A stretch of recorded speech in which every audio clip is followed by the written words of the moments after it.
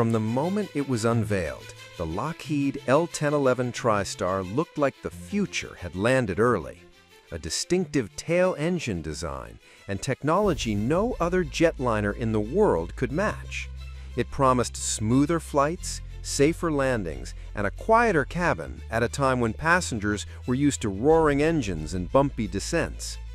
Airlines took notice. Competitors grew nervous, and for a brief moment, it seemed Lockheed was about to rewrite the rules of commercial aviation. But the TriStar's journey would prove that even the most advanced aircraft can be grounded by forces far beyond the runway. By the mid-1960s, the commercial airline world was standing at the edge of a new frontier. The Boeing 707 and Douglas DC-8 had shrunk the world and made long-haul jet travel mainstream. But a fresh idea was brewing: the wide-body jetliner, something that could carry hundreds more passengers, offer greater comfort, and lower ticket prices through sheer scale. Boeing's answer was already in the works: the massive 747 jumbo jet. But for airlines, especially in the United States, there was still a gap between the long-haul jumbos and the smaller narrow-body jets. They wanted something that could haul more passengers than a 707, serve both coast-to-coast routes and some international flights, and do it with better economics.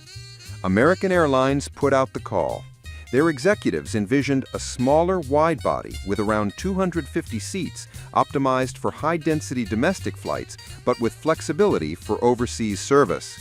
This was the spark that lit the fuse for two competing designs, one from McDonnell Douglas and one from Lockheed. From the very beginning, the two rivals approached the problem differently. McDonnell Douglas proposed what would become the DC-10, a trijet with a straightforward, no-nonsense design. It would use the proven General Electric CF6 engines, already tested and close to certification. The tail-mounted engine was housed in a straight, cylindrical duct directly through the vertical stabilizer. This kept the design simple, production quick, and costs under control. Lockheed, on the other hand, didn't just want to match the DC-10, they wanted to outclass it. Their proposal, the L-1011 TriStar, would be more advanced, more efficient, and quieter. But those ambitions came with complexity. First, Lockheed opted for a sleek S-duct to feed the tail engine. Instead of running air straight through the vertical fin, the intake sat at the base of the fin and curved upward in a graceful aerodynamic sweep. This gave the TriStar a cleaner airflow, less drag, and a distinctive profile. It was engineering art, but art is harder to build than a simple tube. Second, Lockheed went all in on one engine. It was revolutionary, a triple-spool turbofan designed to deliver excellent fuel efficiency and low noise. But it was also entirely new, with no fallback option. If Rolls-Royce stumbled, Lockheed would stumble with them. McDonnell Douglas, by contrast, had the luxury of multiple engine suppliers. Why not just make it a twinjet and save the cost of that third engine? Because at the time, they couldn't. FAA rules, shaped by a safety philosophy called ETOPS, or Extended Range Twin-Engine Operational Performance Standards, limited two-engine jets to routes that always kept them within 60 minutes of an airport. Over the Atlantic or Pacific, that rule made twins useless. Three engines meant you could cross oceans with a safety margin and without a stop. For the airlines, this was the key. Both the DC-10 and TriStar could be used for domestic high-traffic routes like Los Angeles to New York and transatlantic runs to Europe. But here again, Lockheed promised something extra: more range, quieter cabins, advanced autopilot systems, and even a flight deck capable of fully automatic landings in zero visibility. It sounded perfect, on paper. But those extras came at a price in both money and time. While McDonnell Douglas moved quickly to get the DC-10 into service, Lockheed's TriStar was caught in a slow grind of engineering challenges, certification hurdles, and one very dangerous external problem: the financial collapse of their only engine supplier. That twist happening thousands of miles away in Britain, would cripple Lockheed's schedule and give the DC-10 a huge head start. A head start that, in commercial aviation, can mean the difference between dominance and disaster. When Lockheed sketched out the L-1011 on the drafting boards of Burbank, they knew it wouldn't be enough to simply match the DC-10. McDonnell Douglas had already locked in major customers, was on track to fly first, and was pushing a good enough right now philosophy. Lockheed's engineers, proud of their military aircraft pedigree, wanted an edge that would leave the DC-10 looking dated the moment the TriStar's wheels left the runway. That edge was an engine, not just any engine, but the Rolls-Royce RB211. On paper, it was a marvel, the world's first triple-spool turbofan, promising smoother power delivery, quieter operation, and fuel efficiency the DC-10's General Electric CF6 couldn't match. The RB211 would allow the TriStar to cruise faster, climb quicker, and sip fuel more gently while still offering enough thrust to operate from shorter runways. And beyond numbers, there was a prestige factor. This was Rolls-Royce, a name that carried a whiff of British engineering elegance that could charm airline boards. But banking the entire program on a brand-new, unproven engine was a high-stakes bet, especially one designed thousands of miles away from Lockheed's assembly line. McDonnell Douglas had hedged his bets. The DC-10 could take the CF6 or the Pratt & Whitney JT9D, giving it a safety net if one engine program faltered. Lockheed had no such backup plan. The L-1011 was married to the RB211, for better or worse. The early signs of trouble came when Rolls-Royce started chasing weight reductions. The first RB211s came in heavier than expected, forcing a shift to carbon fiber fan blades, a cutting-edge idea in the early 1970s. Unfortunately, the blades had a nasty habit of shattering when tested against birds or runway debris. Redesigns cost time, time cost money, and money was something Rolls-Royce was burning through at an alarming rate. By 1971, the worst-case scenario hit. Rolls-Royce went bankrupt. The British government stepped in to nationalize the company, but this created diplomatic headaches.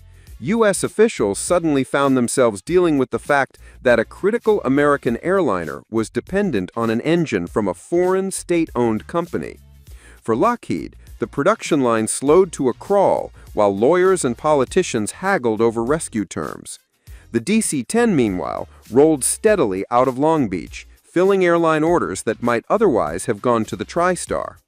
What's striking is that in this moment, the technical advantage the L-1011 promised, quieter cabins, better fuel burn, smoother climbs, became irrelevant to airlines who needed aircraft now. The DC-10 might have been less refined, but it was available, and in aviation, availability is a powerful sales tool. This delay didn't just hurt Lockheed's order book, it broke momentum before it even began, forcing them into a permanent game of catch-up. And yet, the RB211's eventual performance would later prove that Lockheed's instincts weren't wrong. The engine would become a favorite among pilots for its smoothness and reliability once matured. But by the time it was ready to shine, the DC-10 had already established itself in the fleets of American, United, and a growing list of overseas carriers. Lockheed was stepping onto a playing field where her rival was already scoring goals. The RB211 saga wasn't just an engineering challenge. It became the first crack in the TriStar's commercial armor. The real twist, though, was that the very technology that slowed the L-1011 down would, decades later, influence some of the most successful twin jets in history, a benefit McDonnell Douglas would never directly enjoy. When the TriStar finally took to the skies in November 1970, it was everything Lockheed promised on the performance sheet. From the outside, it looked sleek, more refined than the DC-10, with its distinctive S-duct feeding the center engine. But the real magic happened inside. Passengers stepped into a cabin that felt quieter and more spacious than anything its rival could offer. The RB211's triple-spool design kept the low-frequency rumble muted, and the wide cabin layout allowed for roomy aisles and larger overhead bins, little details that made long flights feel more civilized. Up front, pilots were greeted with a cockpit that set new industry benchmarks. The L-1011 had a highly advanced automatic flight control system for the time, capable of fully automated landings, a safety and convenience feature far ahead of the DC-10. This meant TriStar crews could land in near-zero visibility conditions, giving airlines an operational advantage in certain weather-prone airports. The DC-10 simply didn't match that level of sophistication out of the gate. In the air, the L-1011 climbed with an ease that impressed flight crews. Its RB211s were smooth, responsive, and quieter from the cockpit than most widebodies of the era. It cruised faster than the DC-10 and could operate into some shorter runways, making it more versatile in theory. The irony was, of course, that many airlines didn't have the runway restrictions that made this ability essential, and versatility is only valuable if it lines up with your customer's needs. The TriStar's passenger amenities also gave it a certain allure. Air Jamaica installed a piano bar. Delta Airlines offered full-service lounges on longer routes. Even the standard economy seats were given extra legroom compared to competitors. Lockheed wanted to make the L-1011 the standard of comfort, not just a way to get from A to B. But for all the smoothness and polish, orders lagged behind. Airlines that had already filled their medium-haul widebody slots with DC-10s weren't going to swap fleets. The TriStar's fight wasn't about being better. It was about convincing the market to make room for it at all. And that would lead directly to the question of how much range Lockheed could offer, because that's where the DC-10 was about to land a serious blow. The original L-1011-1 was designed as a medium-range aircraft, perfect for U.S. coast-to-coast and European intracontinental routes, but that was a gamble in a market that was rapidly opening to longer transoceanic services. The DC-10-30, with its more powerful engines and greater fuel capacity, could cross the Atlantic far earlier than the L-1011 could. In the early 1970s, regulations didn't yet favor twin jets for transatlantic travel. Tri-jets, like the DC-10 and L-1011, were free to fly long oceanic sectors without the same diversion restrictions twins faced. This was the perfect opportunity for both aircraft to expand into international routes. But while the DC-10 was already making those runs with payload to spare, the L-1011-1's shorter legs kept it tied mostly to domestic and regional networks. Lockheed eventually responded with the L-1011-500, a longer-range version with smaller wings and more powerful RB211-524s, but it arrived in 1979, nearly a decade after the DC-10 had already entrenched itself in the long-haul market. By that point, many of the world's prime transatlantic slots had been spoken for, and airlines were increasingly eyeing the next generation of aircraft, like Airbus A310, which promised similar range with fewer engines and lower costs. This range handicap hurt more than Lockheed expected. Airlines that might have liked the L-1011's comfort and technology still couldn't make it work for their route maps. A premium product that doesn't serve your most profitable routes is a tough sell, and the DC-10's broader mission profile gave it the upper hand. By now, the TriStar was a plane with the right technology and the wrong timing. And the situation was about to get worse.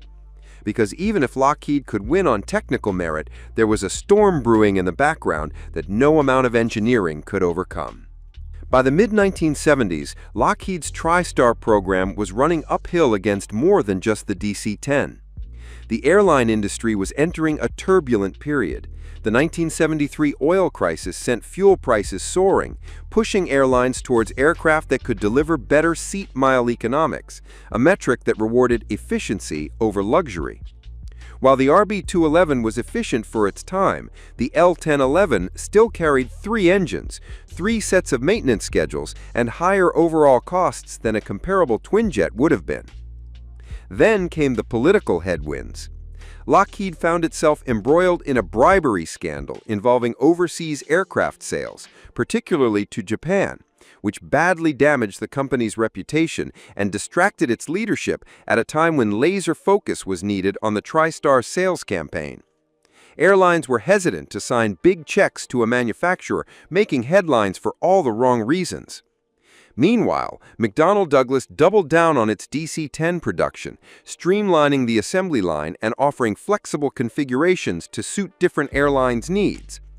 The DC-10-10, 30, and 40 variants covered everything from domestic hauls to intercontinental flagships. The TriStar's variant lineup was far narrower, leaving fewer ways for it to fit into diverse fleets. Lockheed's marketing also lacked the aggressiveness of its rival. The DC-10 was being pitched as the workhorse every airline needed now.